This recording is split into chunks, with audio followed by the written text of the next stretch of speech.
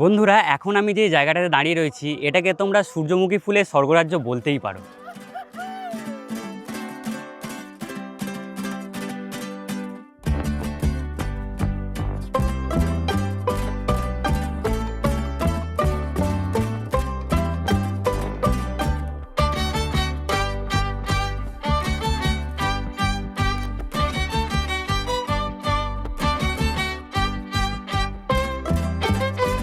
তোমাদেরকে এই জায়গাটা সবাই দেখাচ্ছে, কিন্তু ঠিকানাটা আর কেউ বলছে না।